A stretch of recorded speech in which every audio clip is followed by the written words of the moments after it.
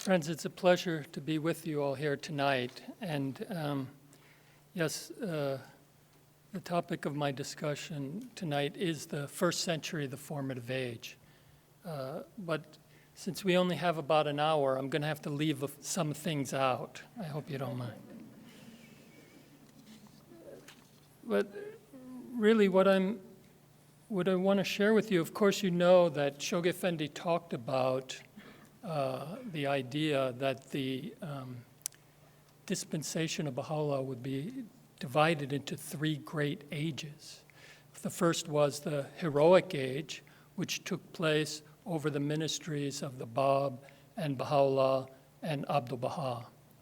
And then in the future, the fulfillment of his dispensation is the promised golden age, when the concepts and ideas and promises embedded in Baha'u'llah's teachings would be fully realized in the world. And what connects the two is the formative age of the faith, where we have to learn to do, it began with the passing of Abdul Baha, it will continue into the future until we're able to establish this golden age. And this is the age, really, of the work that it will take to translate Baha'u'llah's teachings into reality and action. Now, some of you might have wished that you were born into that golden age when you would see all of these promises of the faith fulfilled. And some of you might even have wished to have been alive in the time when you could have met Baha'u'llah and been with him, or met Abdul Baha and so on. Unfortunately for you, you're born in the formative age of the faith, and that means you're going to have to roll up your sleeves and work so that we can figure out how to put these teachings into action and basically create the foundation that would allow for the emergence of the golden age of the faith. So we have to keep in mind then, well, what does it mean to be a Baha'i? Why did Baha'u'llah come? What has he called us to do? If we're supposed to do some work, well, we need to understand what exactly is that work supposed to be. And in the Agan, for example, Baha'u'llah talks about the idea that the manifestation of God comes to transform the inner and outer life of humanity. And we see through a wide range of exhortations in the text, insights into what it means to be a Baha'i and what we should be doing. We're told not to live a life in pursuit of our own personal interests. We're told to do some good to every person whose path you cross. We're told to be the champions of every victim of oppression. And gradually, by studying these things, we learn to put into place those principles and concepts in our own life. And Abdul Baha also tells us that the aims of the Baha'is are these: to raise aloft the banner of the most great peace, to eradicate the causes of war and conflict in every land, to gather all the nations and peoples within the shadow of the all-embracing tabernacle of God, to eliminate prejudice, whether racial, national, religious, sectarian, or political, from the face of the globe, so that all nations may merge into one nation, and thus may the world of creation attain unto well-being and repose. So, as we look at the news, maybe we go on the internet, we see that the world is anything but in a state of well-being and repose. And so there's a lot to do then over the course of this formative age to try to understand what Baha'u'llah said and to put it into action so that what he envisioned becomes a reality in the world. And the social structures are transformed so that peace can be established, prejudice eliminated, and so on. Now, in one of his early writings, Shoghi Effendi mentioned the idea. He said, "I consider it my duty to warn every beginner in the faith that the promised glories of the sovereignty which the Baha'i teachings foreshadow can be revealed only in the fullness of time." So oftentimes, we learn about the Baha'i teachings, we see all these wonderful promises of Baha'u'llah, and then we go into our Baha'i communities, and we expect that all of these teachings would be manifest in the community. And sometimes we're shocked to see that, no, actually, those people who I expected to be so perfect, are actually a lot like me, not so perfect. And so then we have to realize what the Guardian says here is that no, the promises will be fulfilled in the future. Our job is to begin to work where we are and gradually put these teachings into effect.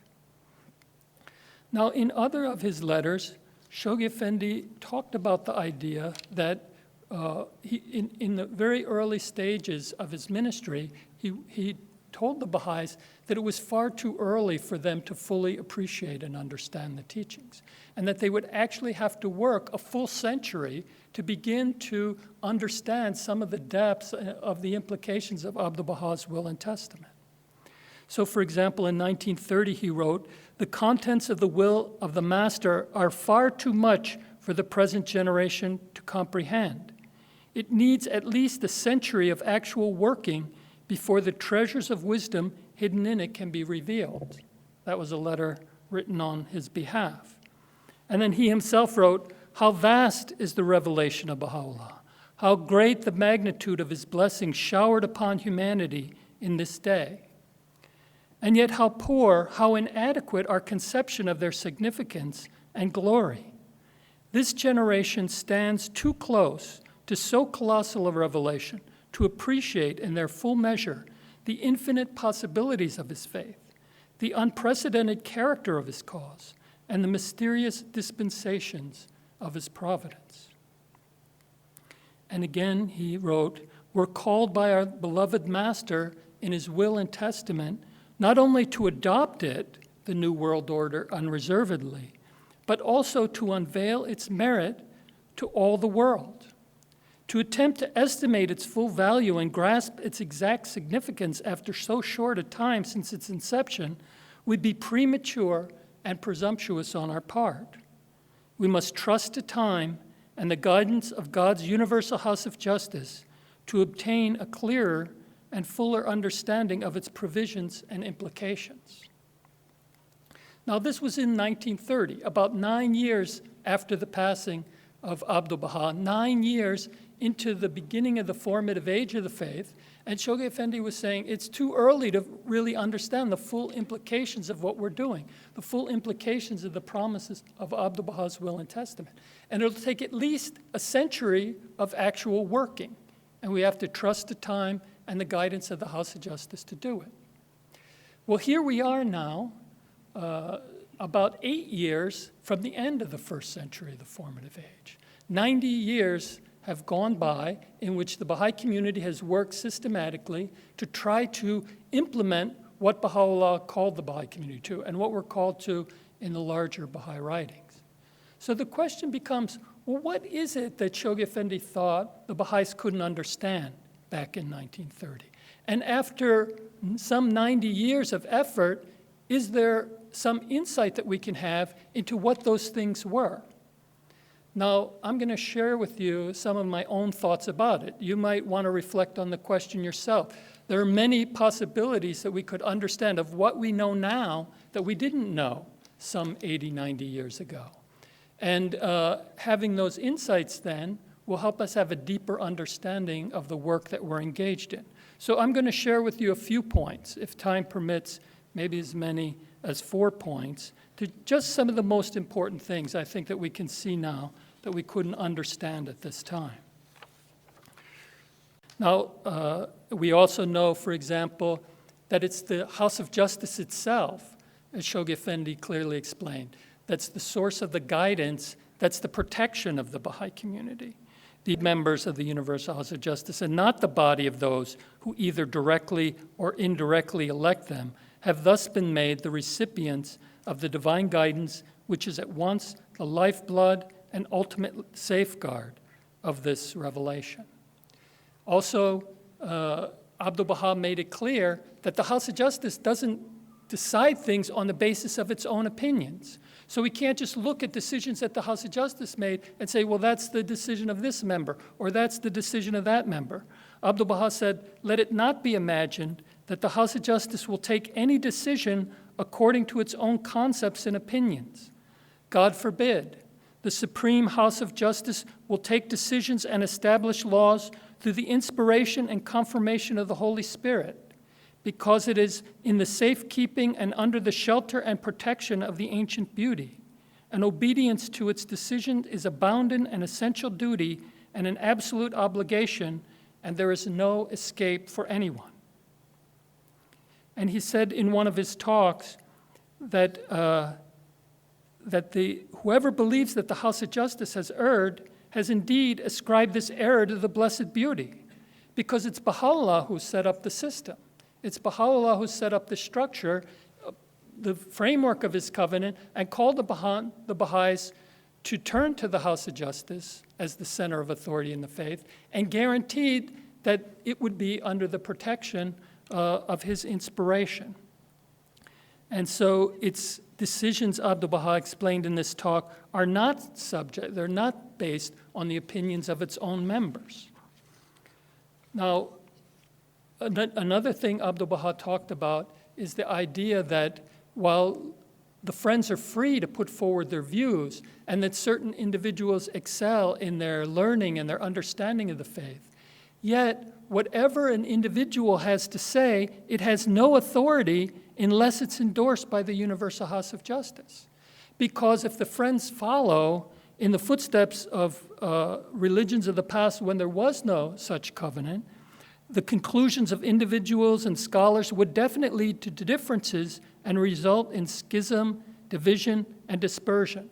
But when the decision comes from the House of Justice that's elected from this process involving all the Friends in the world, then the Friends could accept it and be united. So now we know that currently on the internet or in the future, these attacks and whisperings will continue to go on. But for the Baha'i community itself, it sees firmly established in the explicit text the authority of the covenant. And so it knows the center to which it should turn, which is really two centers. On the one hand, the book itself, so the writings of Baha'u'llah, and then the authoritative interpretations of Abdu'l-Baha and Shoghi Effendi. But then, beyond that, is then the authority of the Universal House of Justice, which is empowered to provide for guidance on matters that are not in the book, matters in the book that are obscure, or matters in the book that the Friends disagree about. So you see this quote from Abdu'l-Baha, he describes, in a certain sense, a perfect kind of balance. Either it's in the book and we see it and we all agree on it, or it's not in the book and then the House of Justice has the authority to speak. Or we disagree about what it's in the book, and so the House of Justice has the authority to speak. Or it's not clear what the book says, and then the House of Justice has the authority to speak. So we always have a point to which we can turn. So this is something that we couldn't understand, and it took us most of this century really to understand it. One way we thought, why do we have a guardian? Why do we have an administration? The next minute we think, how can we do without a guardian? But now we can see the framework for the basis of the covenant is well laid, well established in the text, and this framework will guide us for the rest of the centuries of the dispensation. Now, one of the most important, I think, is an understanding of the covenant in the context of a historical perspective.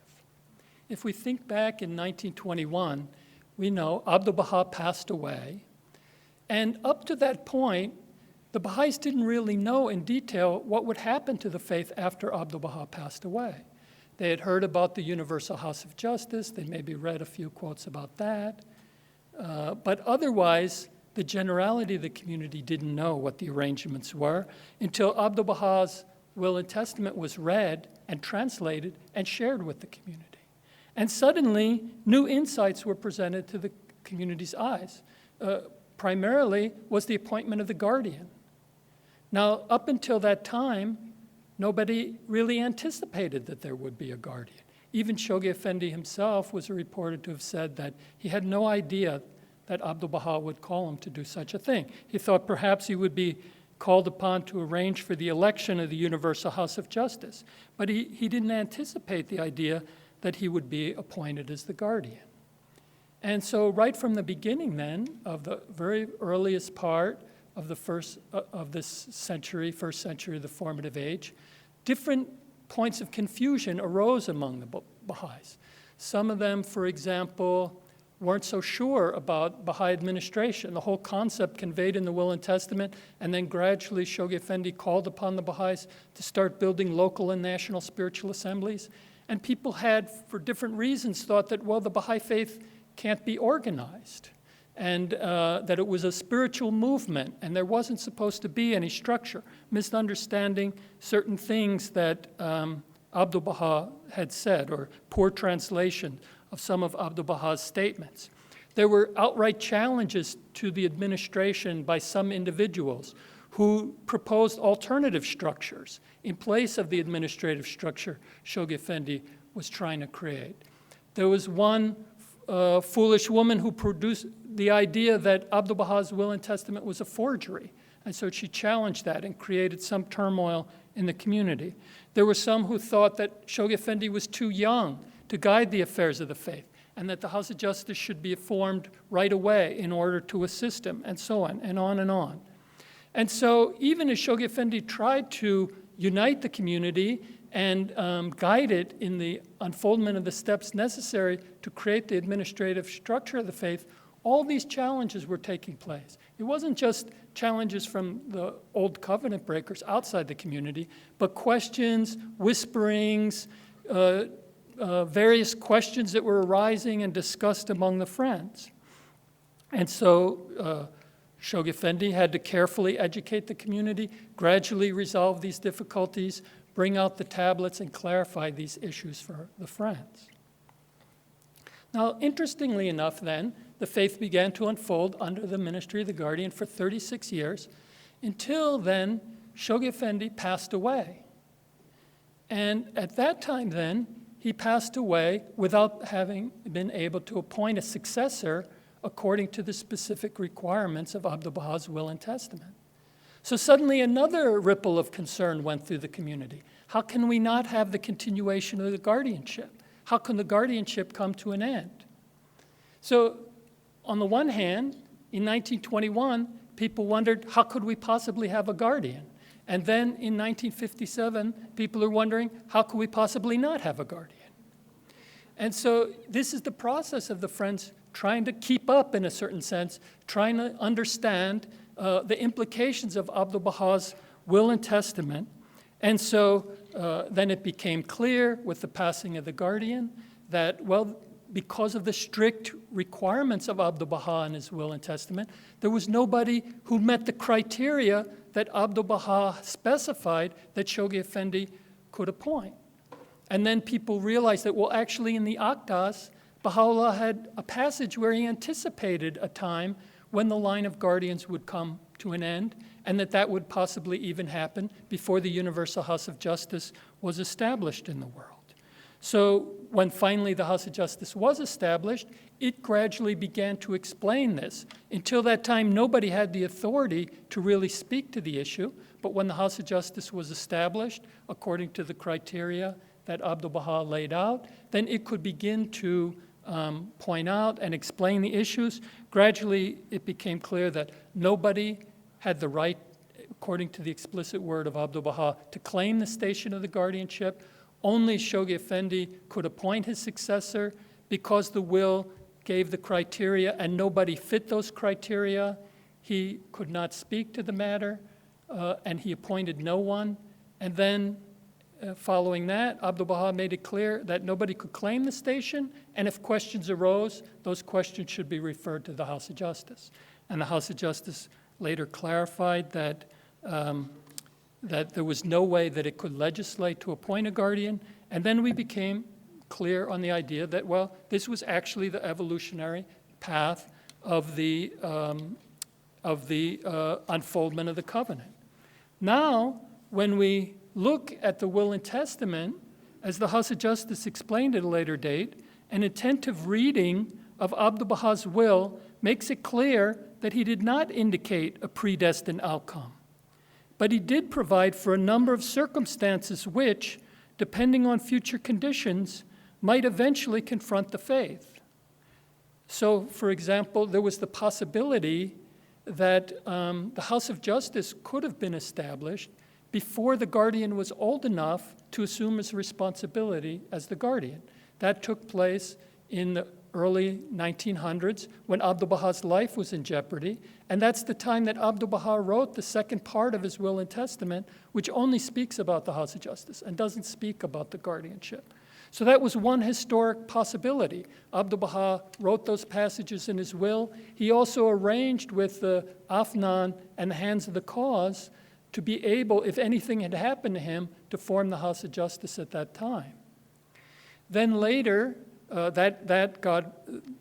thanks be to God, that didn't unfold. But then when Abdu'l-Baha passed away, well, Shoghi Effendi was able to assume his responsibilities as guardian. Then he considered very early on whether he could form the Universal House of Justice. So if he did form it at that early stage, then the guardian and the House of Justice would have operated simultaneously. But he realized as he looked around, as he talked with some of the Baha'is, as he examined the conditions of the faith in the world, that actually the foundation didn't exist for the election of the Universal House of Justice. So he focused the Baha'is on building their local and national assemblies until such time as the foundation and the pillars could be laid, and then the House of Justice could be established on top of that foundation. And that's eventually, as we know, that's what historically unfolded. But as far as the Baha'is are concerned, the issue of the covenant is now crystal clear. Baha'u'llah laid the foundation of his covenant. He appointed Abdu'l-Baha as the center of the covenant. Abdu'l-Baha revealed his will and testament. Although there were many possibilities that could have unfolded in time, what actually unfolded was Shoghi Effendi became guardian, acted without the House of Justice being established. The line of guardians came to an end because of strict obedience to the criteria of Abdu'l-Baha's will.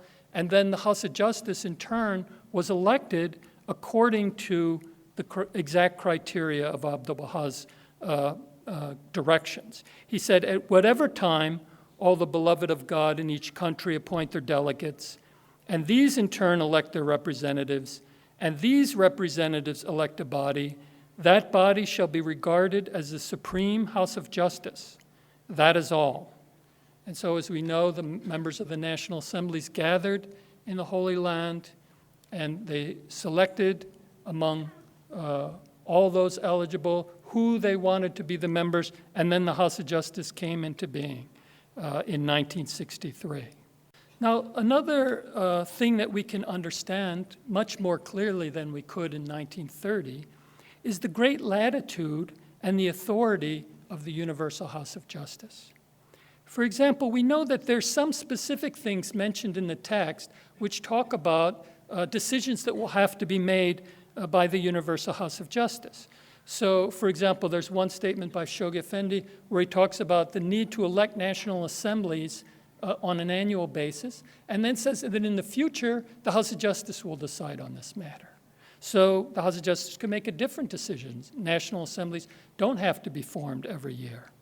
Or, for example, there are certain questions related to the Baha'i calendar, like how do you fit the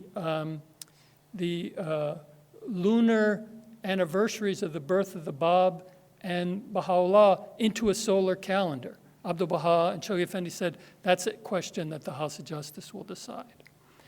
But actually, there are many, many statements of Shoghi Effendi that create a broad framework in which the House of Justice can act.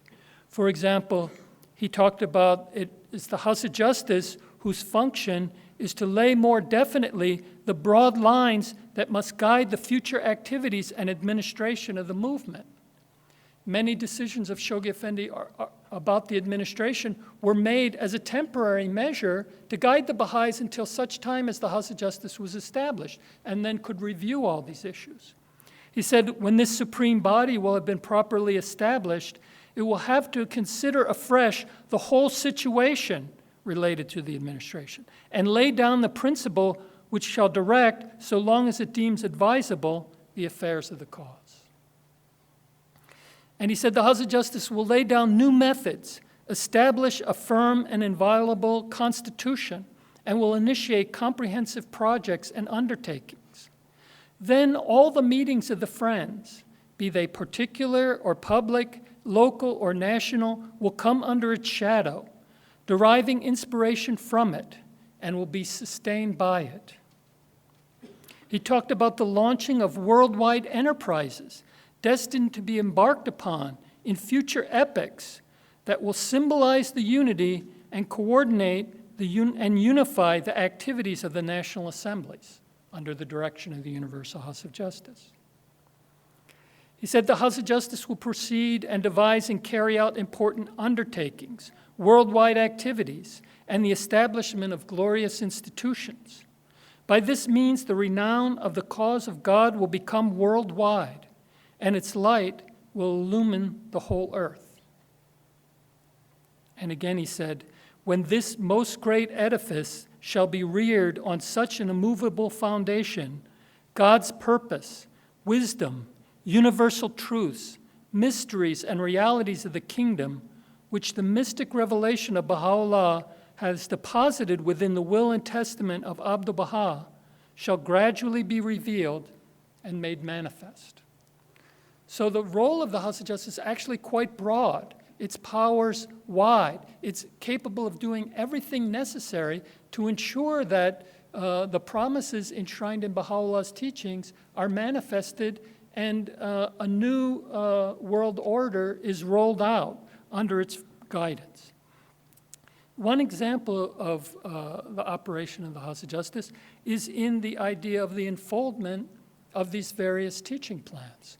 So the plans were initially begun by Shoghi Effendi. He couldn't actually start at the beginning of the formative age. He had to wait till he first built the administrative structure. It took 16 years after the passing of Abdu'l-Baha before the first plan could be introduced in North America, the first 7-year plan.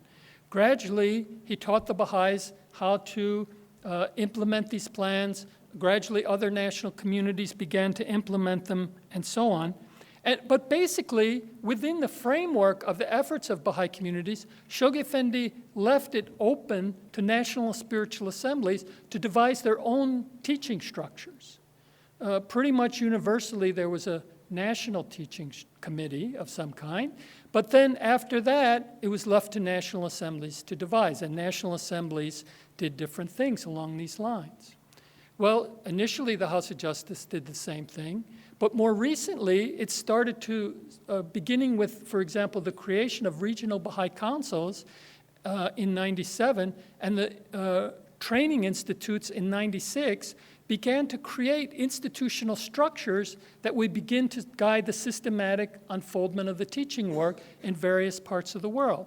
Gradually, that also began to encompass cluster-level agencies. And now, all the national communities are under the framework of a system of institutions aimed at guiding the process of the expansion and consolidation work, all directed, all formed by the Universal House of Justice itself.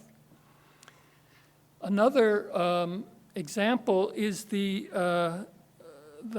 power of the House of Justice to guide the unfoldment of the administrative order of the faith. From the beginning of his ministry, Shoghi Effendi talked about the unfoldment of local and national spiritual assemblies. But it wasn't until the end of his ministry that he started talking about the other arm of the administration, which is the hands of the cause. So it wasn't until 1951, 6 years before he passed away, that he appointed living hands of the cause. Soon after that, called for the formation of auxiliary boards. And then, just a few days before his passing, called for the final piece, which was the establishment of the protection board, equal to the propagation board. So obviously, Shoghi Effendi gave 36 years of guidance for the work of the elected arm, but only a few years of guidance, and even up to the last moment before he passed away, in the days before, guidance about the arm of the learned. So when the House of Justice was formed, it continued to provide guidance, but then started to talk about how these two arms would come together, how they would collaborate, how they would interact. And initially, it was a bunch of challenges, a bunch of questions. The House of Justice would answer these questions. Finally, the House of Justice was able to prepare this document called the Institution of the Counselors, which then give a holistic picture of the Baha'i administrative structure and how the elected and appointed arms would collaborate in their efforts. So all of this was based on the unfolding guidance given by the House of Justice. So at any point, we can't say that, gee, I thought that the purpose of the hands or a purpose of the counselors was thus and so. But now I see that actually they're being asked to do something else. So maybe there's a problem here, or maybe there's a challenge here. Actually, it's the opposite. It might be different than what we have in mind, but in fact, the House of Justice is educating us about the direction. We're moving closer to the implications that are in Baha'u'llah's teachings about the nature of the administrative order, not further away from it. Now, a third element that I want to bring out, something quite different than we could understand in 1930, something that we can understand much better today, is this systematic process about learning about the growth and development of the Baha'i community. Now, as I mentioned before, when Shoghi Effendi became the guardian after Abdul Baha's passing, he immediately had to start educating the Baha'is about how they do their business. They didn't really understand it too well. They didn't understand the administration. He would give them guidance. They would struggle with it. They would do different things. They would make mistakes. They would ask questions, and gradually he would add clarity to their work. So, for example, with regard to the administration, there was a time when people would, for example, elect 15 members to their local spiritual assembly or something like that. There was one point where at National Convention they would have nominations for who should be elected to the National Spiritual Assembly at the National Convention. One National Spiritual Assembly elected, one national community elected alternate members to the National Spiritual Assembly. So there were 9 members of the National Assembly and 9 alternate members of the National Assembly. In case a member couldn't attend a meeting, one of the alternates would show up in his place. So for some reason you're laughing about that. Well, see, the reason you're laughing is because our forebears made all those mistakes for you. So now it's very clear to you, well, of course you don't nominate people, and yes, you only elect 9 people, and no, of course we don't have alternate members. Because they made mistakes, because Shoghi Effendi had to clarify in response to a variety of questions, a lot of issues related to administration, well, we know what the answer to those questions are now, because we learned from what those friends did and the mistakes they made and the guidance they received. The same thing took place in the area of learning about growth. So, for example, until 1937, we weren't able to put in place a systematic plan of action. And then at the prompting of Shoghi Effendi, the Baha'is of North America implemented the first plan. But then there was a lot to learn about the teaching work. So, for example, at one time, the way that we spread the faith to new places was somebody would travel teach, they would get on a boat, they would sail to different ports, they would get out, they would have a public meeting, they would pass out some pamphlets, get on the boat, and go down to the next port, and so on. So gradually it became clear that no, actually it would be better to move to a place, stay there until you raised up a local spiritual assembly. And so the concept of pioneering was born. And so in one letter to one national community, the Shoghi Effendi explained that this method had proven by experience to be the most effective way in spreading the faith to a new area. And so he recommended that national community adopt that and put it as part of its systematic plans. Now the concept of pioneering internationally or in the home front is part of all of our plans. But there are times when it wasn't, and the time when we had less effective methods, and gradually we learned how to have more effective methods. So this process of learning was already underway. We might not have been conscious of it, but Shoghi Effendi surely was. And now in the recent series of plans, the House, beginning in 1996, the House of Justice has called us to this consciousness. Now it's not enough that the World Center directs us and it learns for us, in a certain sense, over our head. But no, we too now have to engage in a process of learning how to understand the guidance, how to translate it into effective action, and how to build patterns of community life that would welcome others, give us an opportunity to expose them to Baha'i worship, to Baha'i study, to the education of their children, to the application of the teachings. And in this way, they would be with us and learn with us, and the process of expansion and consolidation would go hand in hand. During the time of Shoghi Effendi, near the end of his ministry, we learned how to reach large number of people. And so thousands of people became Baha'is in some countries. In India, hundreds of thousands of people became Baha'is in a short period. But we didn't know how to combine this expansion process with a sustained consolidation process. So one of the things the House of Justice pointed out was, well, we need to learn how to systematically develop human resources from among the new believers so that they can actively become involved in the work of the community right from the beginning. And that's where the idea of the Institute process was born. And so we've been learning then ever since about how to engage in this process of community building. One example of how this learning takes place is the example of the Mashriq al-Azkar. So on the one hand, from kind of like the international level down, we've been building continental temples. This is the mother temple of the West, not just the national temple of the United States or the local temple of Wilmette. It's the mother temple of the West. And so gradually in each continent we built a temple and so on. Then at the same time, we were working from the grassroots to begin to learn how to put the concept of the Mashriq al-Azkar into practice in the life of our community. So the idea of devotional meeting is not just another thing to do in your community. It's learning how to kind of plant the seed of the Mashriq al-Azkar in that community. And how do we grow that spirit of collective worship and fan that flame and help it expand until it could embrace everybody within our cluster, not just the Baha'is, but an opportunity for collective worship of everybody who wants to partake in it, which is exactly what the Mashriq al-Azkar is supposed to be about, a place of worship for everybody without any exception.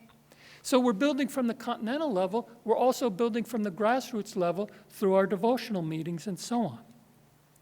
And in one passage, for example, Abdu'l-Baha talks about this bottom-up kind of approach. He said, the Mashriq al-Azkar is of great import. The purpose is this: a location should be designated even if it be limited to a place beneath the dirt and stone. At least once a week, it should be the special gathering of the loved ones who have discovered the secrets and become the intimates of mysteries. It may assume any form, even if it be a hole in the ground. That hole shall become even as a paradise of havens, an exalted meadow, and a garden of delight.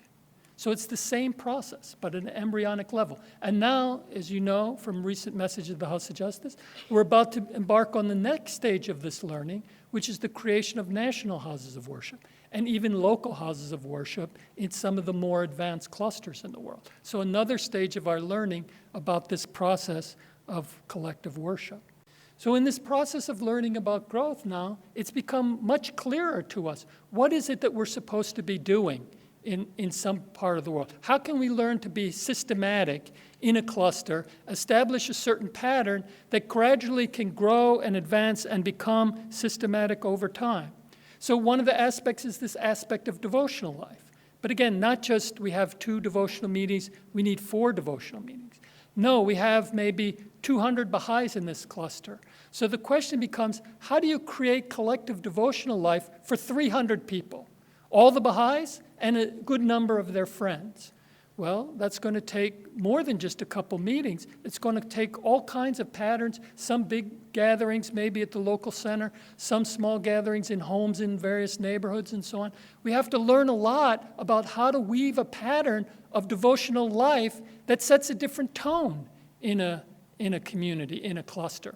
In some of the clusters in Africa, they've reported where they've learned really to systematically expand this process of collective worship.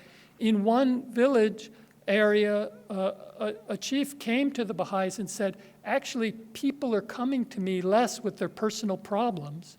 And I think it has to do with the foundation of devotional life that Baha'is are being able to build in our cluster. People are engaged in this spiritual process. They learn to get together and interact with one another on a more firm basis, and they don't have so many problems as before.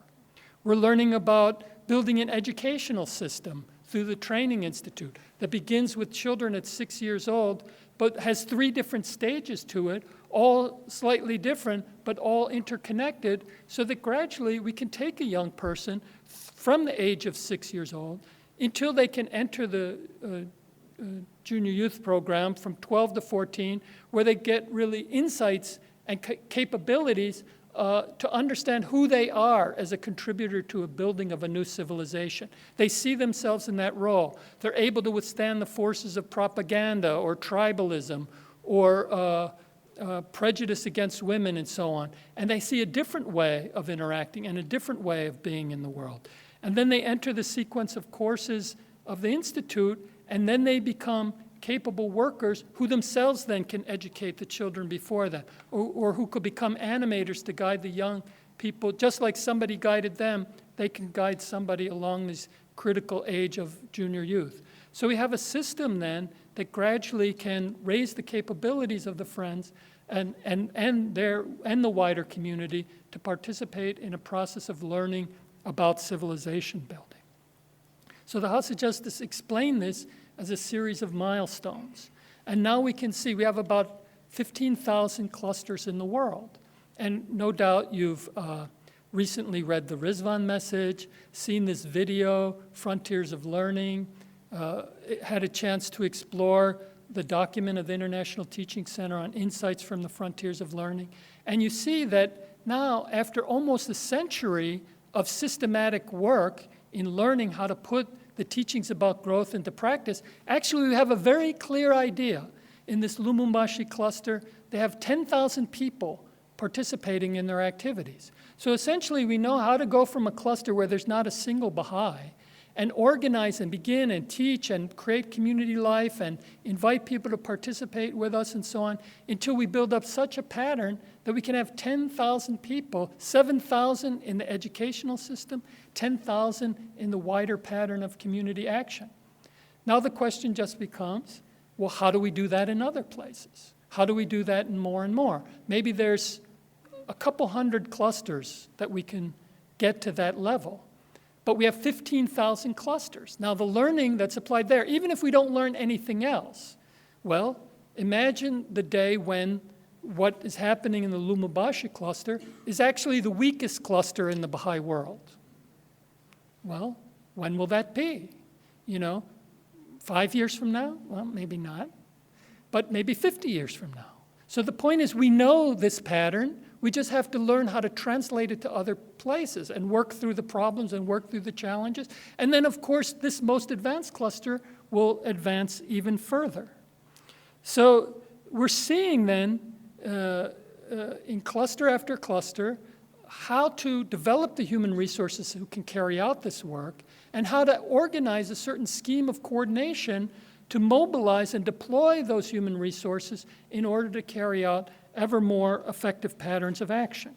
And in the document from the Teaching Center, it talks about the characteristics of a sustained rhythm of expansion and consolidation, the emergence of a well-grounded educational process, the advances in community building, the effective organizational scheme, and the greater involvement in the life of society, which makes up this pattern of activity. And what we're seeing is it's not so much a pattern of activity, but it's really a way of reaching out to people. So for example, even with a devotional meeting, the aim of my devotional meeting is not simply have a meeting that people come to and then I say, okay, I have an activity. But actually, I'm creating an environment where people come and they're exposed to the Word of God. And I'm very much interested in the experience of all those people. The activity is not an end in itself. The encounter with the people, with other people, their spiritual journey is the purpose of that meeting. So some come and they're enriched by that opportunity to pray, and it prepares them to go back and face their daily life and so on. Others come and they're open to other possibilities. They're caught by the spirit of the devotional meeting. They want their children to learn more, so you can direct them toward children's classes. Or they want to study more. They're interested in a home visit or in entering a study circle and so on.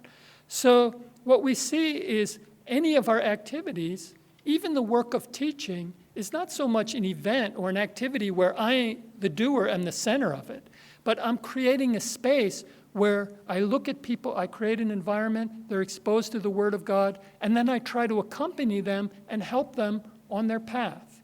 Even the process of teaching, the Bab said, is a process of helping people remove the veils so that they can progress along their own spiritual journey until they can recognize the manifestation of God. Even as all this learning, we see the video of Frontiers of Learning, we see how far we've actually gone to penetrate with this learning process. But still we find maybe in our own clusters, well, there's a lot of misconceptions and obstacles that are holding us back. For example, the House of Justice recently talked about the tendency, whenever there's a new thing that comes along, there's a need to focus on that thing and learn how to do it. But sometimes we forget that we're doing a whole bunch of things. This is one thing added to those things. And instead, our whole plan collapses into that one pattern of activity. So when we talk about working with youth and receptive populations in neighborhoods, then we get so interested in this new thing that then we forget that actually we're supposed to have activities all over the cluster. And those clusters are not just, those activities are not just limited to neighborhoods and so on. So those things also have to continue even as we learn the new thing. One of our tendencies is to collapse everything into a dichotomy and see one thing or the other. So, for example, we have devotional meetings, and we want to have those devotional meetings in neighborhoods. Suddenly it becomes no devotional meetings in local centers anymore. And so then it becomes a debate. Do we have meetings in local centers? Do we not have meetings in local centers? When then we lose track of the whole idea that really what we're trying to do is create devotional life for every single person in the cluster. So we pretty much need every place we can have a devotional meeting, but then we have smaller spaces and bigger spaces, and we learn how to create that pattern. So when we're learning to do something new, one tendency is to try to collapse it in a formula or a recipe. So everybody has to do this exactly like this in this order in order for it to be effective. And then some of the friends say, well, no, I don't want to do it that way. I think we should do anything we want. And so then the debate becomes, is there one thing or is everything good? And the answer is that the resolution of most of these dichotomies is not answered in the either or. You have to kind of transcend the dichotomy, and then you start to see a bigger pattern where these various elements can be understood. So it's true that our action in the cluster should not collapse into some formula or recipe about how growth can take place. That won't work. That's not what the House of Justice asked for. But then that doesn't mean that the opposite is true, where everybody can do whatever they want. What we're trying to do is learn how to work together. Learn how, in a spirit of learning, through study, consultation, action, and reflection, where different people do different things. We appreciate the unity and diversity of the different actions we're called to, and we learn how to weave those different elements together in a pattern of vibrant growth. So it's like the idea of the individual human being. You know, we look at the human body. It's made up of many different cells. Not all those cells are doing the same thing. They do different things. Some do certain organs, but then you also have to figure out how to organize those organs into certain systems. So gradually, the human body is composed of a unity and diversity of cells operating in different ways, which brings forth something that's greater than the sum of its parts. And the Baha'i community is attempting to do the same thing. Sometimes there's a need to focus on a particular thing. Like in the human body, when you have one cell, the idea is to focus on having more cells. You know, you can't go off to university and get a college degree as one cell. You need more cells. Then those cells have to organize themselves. Then they have to differentiate. Finally, a baby is born. But that baby still can't go off to college and get a degree. It's got to learn how to crawl. It's got to learn how to talk. So many different stages of development. Each stage has different requirements until the day does come when the child does go off to college and does get the degree, but only because the previous stages came before and were systematic. So this is the pattern that we're learning how to create. Again, described in the Rizvan message, described by the Teaching Center in its document. It's a cluster that's vibrant in its activity. Everybody is involved. Everybody is participating. As many people as possible are initiating activities. The types of activity they're initiating are very diverse. They're the core activities, of course, but then, again, they're called core activities, not only activities. So around them also come other activities as well, but not just activities for the sake of doing something different because I don't like core activities. Activities that are integrated and complement and reinforce the pattern that's being developed by the core activities themselves. All kinds of teaching activities, administrative work, social life, social and economic development begins to emerge after a certain point. But all these things have to be woven together in a tapestry. It's not an either-or of some uniform thing or anything goes. It's something that transcends that, and that's what the House of Justice is describing. Friends, these are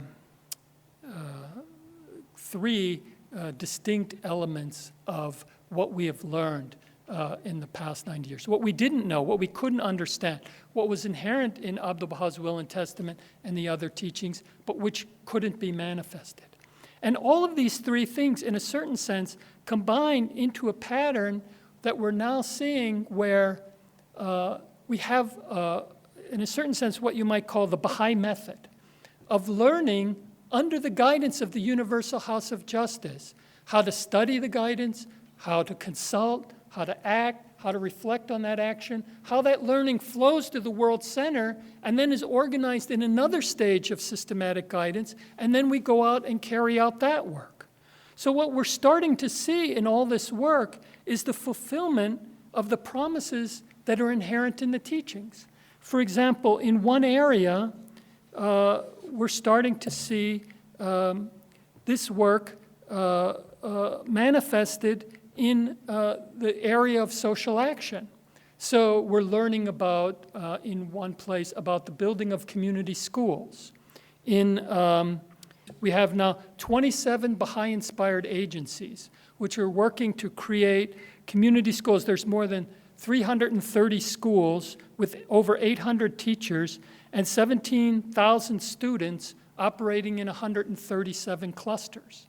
And these community-based schools are actually becoming quite effective in reaching areas of the country that the government schools can't reach. And in some countries are even becoming more effective than the government schools themselves in raising, for example, in the Central African Republic about a year or so ago, one study showed that those individuals who were involved in the 4th grade of the Baha'i-inspired community schools were performing at a higher level than the students in the 6th grade of the government-operated schools. So gradually we're learning how to translate the teachings into a pattern of action in a systematic way that proves to be effective. And this is now just the beginning. All right, this is a little thing, a pattern with schools, but this is also the vision that Abdu'l-Baha had for the Baha'i schools in Iran, that the Baha'is would learn how to engage in education and raise children to such a degree of understanding that all of the people, whatever their religious background, would want to send their children to the Baha'i schools. And so the Baha'i schools could become instrumental in educating the entire population. And we know from history that they did make a certain mark in the history of that country. Well, now we're learning how to do that more systematically in one country after another. And then this is just the beginning of the process of systematically learning how to translate the teachings into action to begin to resolve and solve some of the problems of humanity. Abdu'l-Baha said, our aim is to eliminate prejudice of all kinds from the face of the earth. Well, what do we know about eliminating racial prejudice, say, from the fabric of American society? Well, maybe we don't know how to do that, but we have to set in motion a systematic process of learning, look at these communities where we're growing, tackle this issue, and in the pattern of the fabric of these communities that we're raising, we have to learn how to eliminate this process. Now, this pattern of learning through action and reflection under the guidance of the House of Justice, puts us in a fundamentally different position than we were at the beginning of this first century of the formative age. We saw how different turning points in the development of the faith left us confused. Suddenly, Abdu'l-Baha passed away. Now we have the administration. Suddenly, Shoghi Effendi passes away. We no longer have a guardian.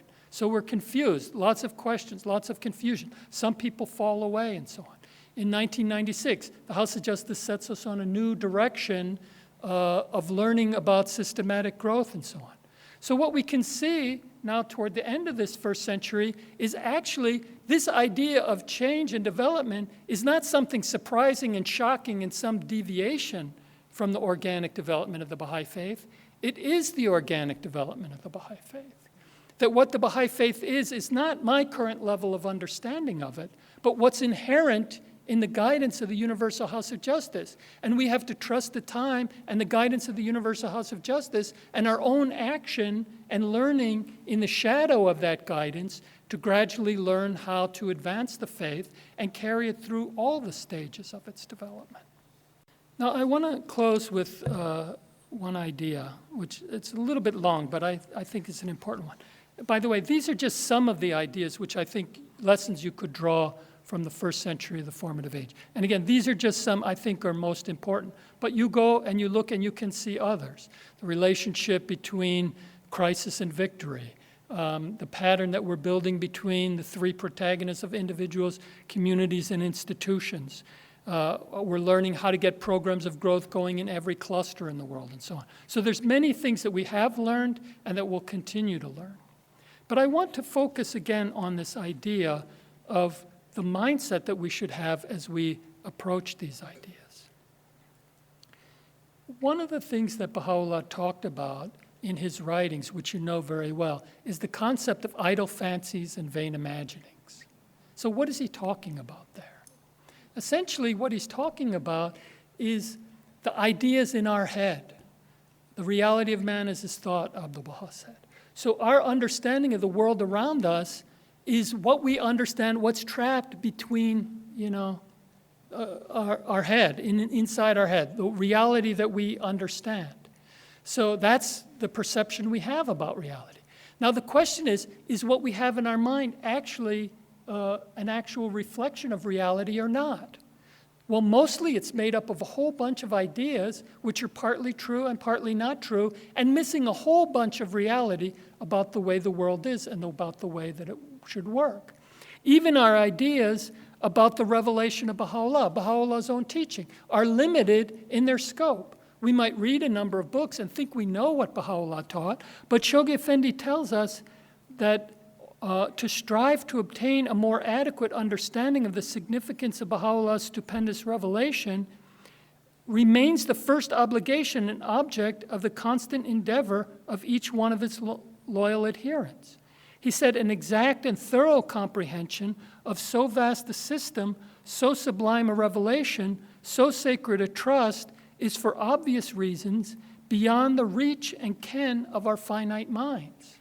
So we're human beings. Our minds are limited. Our grasp of reality is limited. We construct these images, our own idle fancies and vain imaginings about how reality works, how the Baha'i faith works, and so on. Baha'u'llah calls upon us to look at things through his eyes, to accept what he has given us, and to set aside our own idle fancies and vain imaginings about the world. Now, this is not an easy process. We're told to trust the time and the guidance of the Universal House of Justice. But if we think we already know what the Baha'i faith is, if we think we already know how it operates, well, how can we be open to that guidance? How do we trust the time? How do we trust to that guidance if we think we already know? Now, we're well aware in our efforts to teach the faith to other people how obstacles arise when Baha'u'llah says something and the seeker already thinks something else. Their mind is full. It has an idea, and it doesn't accept Baha'u'llah's idea. In a very different way, the same problem arises if we, as the Baha'is, are sure that we know, and then, in the ongoing unfoldment of the faith, the House of Justice says something other than what we already understand, or what somebody else says that the House of Justice is talking about. What we object to is the thing that's in our own mind, our own perception of what's going on, not really to the guidance of the House of Justice, which we know is the source of truth about this. How easy it is for us to sit here and laugh about the mistakes that were made by Baha'is of an earlier generation, who elected alternate members of the National Assembly. At one point, the foremost Baha'i teachers in North America thought that the station of Abdu'l-Baha was higher than the station of the Bab. That, of course, we know today. Every 9-year-old knows that's not true, and so on. How foolish were people who called into question the will and testament of Abdu'l-Baha, or challenged the guardian when he sought to establish the administrative order. How foolish were those who accepted the claims of Mason Remy and were misled by him. How short-sighted were those who, at the time of the 10-year crusade, could have arisen, could have become Knights of Baha'u'llah, but because their perception of reality was such, they didn't really understand, and they didn't really grasp that opportunity.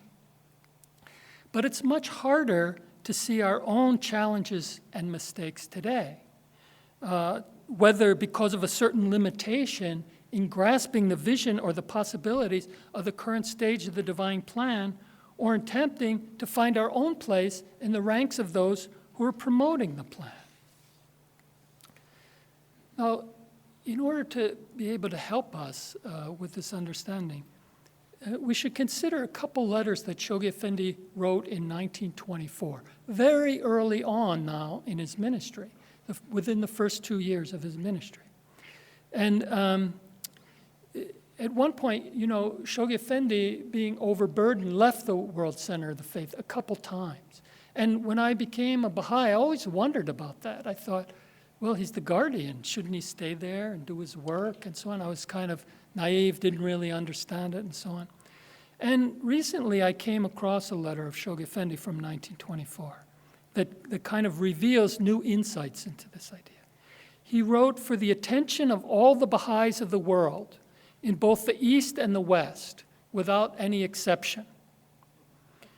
And he said, "My heart is so surging with emotion, and my spirit in such a state of turmoil, that straightway, picking up my pen, I am resolved to convey my true feelings, and by means of these few words, each letter of which proceeds and springs from a wounded sensibility and a broken heart, to remonstrate, acutely pained and abashed as I am to do so, with the friends of both the East and the West." So he poured out his heart, explaining why he had to leave the World Center. Of course, Shoghi Effendi was overwhelmed by the great responsibilities that were thrust upon him by Abdu'l-Baha. And he was also struggling with the actions of covenant breakers and so on, and was facing those challenges. But it wasn't either of these things that caused him to leave. What chiefly weighed on him was the action of the Baha'is themselves in response to their duties. He wrote to them, "That which has chiefly given rise and primarily contributed to the anxiety and despondency of this downcast servant, aggravated the distress and anguish of this most great calamity, induced me regretfully to compose this letter, and engendered diverse problems, is none other but the lack of true fellowship and cooperation among his loved ones." And he cited specifically the signs of disunity, of negligence and neglect, of lack of cooperation, of carelessness, of rivalry, and of grievance about the contents and purport of the messages received. So even grievance about the guidance that Shoghi Effendi gave them to guide their affairs. What was happening was, with this new framework of the administration organizing the affairs of the community around local and national assemblies, what was happening was those friends who were elected to membership on the assemblies were using that membership to do the things they wanted to do. So they would use their power on that administration to guide the affairs of the faith, not in the direction that it needed to go, not as a servant of the community, but to serve their own interests. And those who were not elected to the institutions were refusing to abide by the direction of the institutions of the faith. So you had a great deal of confusion, not from outside the faith, but from within, from the Baha'is not even understanding what they were called upon to do. And basically, those who had instruments designed to create the healing of the world were misusing those instruments and creating all kinds of problems and discord and disunity, the opposite of the reason these instruments were given. So he said, under these present conditions, it is not possible for me to attend to important matters. I have therefore of a necessity chosen to remove myself to a secluded corner until the sweet breath of fellowship and amity, of concord and unity is wafted abroad and reaches the nostrils of this yearning and expectant exile. There has been, nor shall there ever be, any hope. But then, expressing his confidence in the assurance of divine assistance and the ultimate achievement of the aims of the faith, he appealed to the friends once more to dedicate themselves to their responsibility with love and fellowship until such time, he said, as the universal house of justice shall have stepped forth from the realm of hope into that of visible fulfillment. Then, he said, that august body, the recipient of the bounties of God and his inspiration, will proceed to devise and carry out important undertakings, worldwide activities, and the establishment of glorious institutions. By this means, the renown of the cause of God will become worldwide, and its light will illumine the whole earth. And right about the same time was a second letter sent to the Baha'is here in North America by Shoghi Effendi. And it's a little long. First of all, I encourage you to read it yourself. It's printed in Baha'i Administration. It's a letter of February 23rd, 1924. But he expresses some of these same sentiments in a different way, calling upon the Baha'is and encouraging them to act in a certain way. He writes at the beginning of the letter that he gathers from various sources in the world that there are certain kind of obstacles and problems that appeared that have retarded the progress of the faith. He said, I've learned with feelings of sadness and surprise that some vague sense of apprehension, a strange misconception of its immediate purpose and methods is slowly gaining ground, steadily affecting its wholesome growth and vigorous development throughout the continent. Though such signs should appear from time to time, and however unrepresentative they may be of the vast and growing mass of its convinced and zealous supporters the world over, what, I wonder, could have caused this uneasiness of mind? Are such misgivings possible, though on the part of but a few, in the face of the remarkable manifestations of so remarkable a movement? To what extent do they form a part of those mental tests and trials destined at various times by the Almighty to stir and reinvigorate the body of his cause? And how far are they traceable to our imperfect state of understanding, to our weaknesses and failings? Then he told the Baha'is that the plight of mankind, the conditions and circumstances under which we live, are truly disheartening, and that the prejudice, the ill will, is enough to chill the stoutest heart. He said these passions and these forces were growing stronger every day, and that what the Baha'i community needed to do was provide that source of love and guidance which springs from the Word of God. What, let us ask ourselves, he said, should be our attitude as we stand under the all-seeing eye of our vigilant Master, gazing at a sad spectacle so utterly remote from the spirit he breathed into the world? Are we to be carried away by the flood of hollow and conflicting ideas, or are we to stand unsubdued and unblemished upon the everlasting rock of God's divine instructions? Shall we not equip ourselves with a clear and full understanding of their purpose and implications for the age in which we live, and with an unconquerable resolve arise to utilize them intelligently and with scrupulous fidelity for the enlightenment and promotion of the good of all mankind? And then he concludes, humanity, torn with dissension and burning with hate, is crying at this hour for a fuller measure of that love which is born of God, that love which in the last resort will prove the one solvent of its incalculable difficulties and problems. And as we make an effort to demonstrate that love to the world, may we also clear our minds of any lingering trace of unhappy misunderstandings that might obscure our clear conception of the exact purpose and methods of this new world order, so challenging and complex, yet so consummate and wise. We are called upon by our beloved Master in his will and testament not only to adopt it unreservedly, but to unveil its merit to all the world. To attempt to estimate its full value and grasp its exact significance after so short a time since its inception would be premature and presumptuous on our part. We must trust to time and the guidance of God's universal house of justice to obtain a clearer and fuller understanding of its provisions and implications. But one word of warning must be uttered in this connection.